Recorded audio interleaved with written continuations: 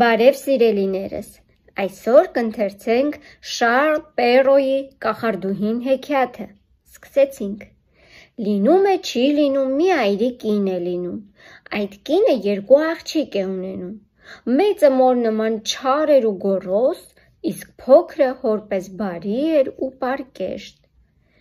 Բացի այդ անսահման գեղեցիկ էր, մայրը շատ էր սիրում մեծ աղջկան, իսկ փոքրին տանել չէր կարողանում, առավոտից մինչև ուշ գիշեր աշխատեցնում էր, նույնիսկ պատվիրել էր, որ ճաշը խոհանոցում ուտի։ Մյուս գործերից բացի փոքր աղջիկը օրական 2 անգամ պետք է գնար աղբյուր սափորով ջուր բերեր։ Մի օր էլ, երբ աղջիկը սափորը ջուր էր լցնում, մի աղքատ կին է մոտենում նրան ու ջուր խնդրում։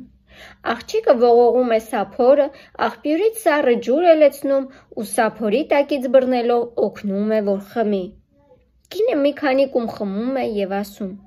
«Դու շատ բարի ու պարկեշտ աղջիկ ես, դրա համար ես քեզ նվեր կտամ»։ Այդ կինը բարի կախարդուհի էր, նա դիտմամբ աղքատի կերպարանք էր առել, որ փորձեր աղջկան։ Սրանից հետո ամեն մի խոսք ասելից շարունակում է կախարդուհին, քո շրթունքներից վարդեր ու թանկարժեք քարեր կթափվեն։ Ասում է ու անհետանում, իսկ աղջիկը սափորը ջուր է լցնում ու վերադառնում տուն։ Մայրն ուշանալու համար նախատում է նրան։ «Ներեցեք, մայրիկ, որ այսքան ուշացա», ասում է աղջիկը, բայց հազիվ էր բերանը բացել, երբ շուրթերից մի քանի վարդ է ընկնում, 2 մարգարիտ եւ 2 խոշոր ադամանդ։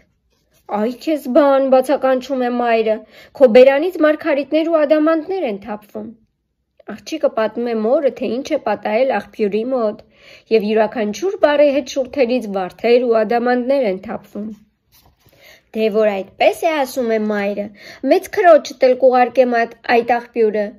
Աղջիկս, արիտես թե ինչեր են թափվում քրոջդ բերանից, երբ խոսում է, չես ուզում դու էլ այդպիսի հրաշալի նվեր ստանաս կախարդուհուց։ Դրա համար պետք է գնաս աղբյուր ու երբ մի աղքատ կին քեզնից ջուր խնդրի, քաղաքավարությամբ մատուցես։ Չէ մի, ես աղբյուր չեմ գնա, կոպտորեն պատասխանում է մեծ քույրը։ Ես քեզ հրամայում եմ, գոռում է մայրը, հենց հիմա գնա։ Ծույլ աղջիկը ստիպված հնազանդվում է։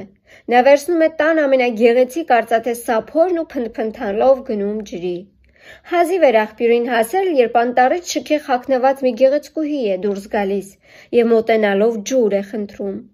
Դա նույն կախարդուհին էր, նա այս անգամ իշխանուհու տեսքով էր հայտնվել, որ մեծ քրոջն էլ փորձեր։ Ես այստեղ ձեզ ջուր տալու համար չեմ եկել, հանդուգն ու կոպիտ պատասխանում է աղջիկը, թե կարծում եք այս արծաթե սափորը ձեզ համար եմ բերել, այդ էր պակաս, եթե ծարավ եք, կարող եք բռով խմել։ Դու այնքան էլ սիրալիր չես, հանգիստ ասում է կախարդուհին, ինչևէ, քո չարության համար ես քեզ նվեր կտամ։ Ամեն անգամ, երբ դու կխոսես, շարունակում է նա, քո շուրթերից օձեր, մկներ ու դոդոշներ կթափվեն։ Մնաս բարով։ Այս խոսքերի հետ իշխանուհու կերպարանք առած կախարդուհին անհետանում է, իսկ աղջիկը վերադառնում է տուն։ Մայրը չէր համբերում, թե աղջիկը երբ կհասնի տուն, հենց որ հեռվից տեսնում է իր սիրելի աղջկան, ընդառաջ է վազում եւ հարցնում. «Հը, աղջիկս, գործերդ ինչպե՞ս են»։ «Հը, մայրիկս, գործերդ ինչպե՞ս են», ծաղրում է նա մորը եւ նույն պահին բերանից 2 օձ ու 2 գորտ են թափվում։ Աստված իմ, սարսափահար բացականչում է մայրը, սա հաստատ քրոջը տարածն է, հիմա ես նրան ցույց կտամ, եւ մայրը հարձակվում է, որ փոքր աղջկան ծեծի, խեղճ աղջիկը փախչում է ու թաքնվում հարևան անտառում։ Այնտեղ էլ նրան տեսնում է այդ երկրի երիտասարդ արքայազնը, որ որսից էր վերադառնում։ Աղջկա գեղեցկությամբ հիացած նա հարցնում է, թե ինչ է անում աղջիկն անտառում եւ ինչու է այդպես դառը արտասվում։ Ահ, պարոն, պատասխանում է աղջիկը, մայրս վռնդել է ինձ տնից։ Արքայազնը շատ է զարմանում, որ յուրաքանչյուր բառի հետ գեղեցկուհու շուրթերից վարդ, մարգարիտ կամ ադամանդ է ընկնում։ Նա խնդրում է աղջկան պատմել, թե այդ ինչ հրաշք է։ Աղջիկն ամեն ինչ պատմում է։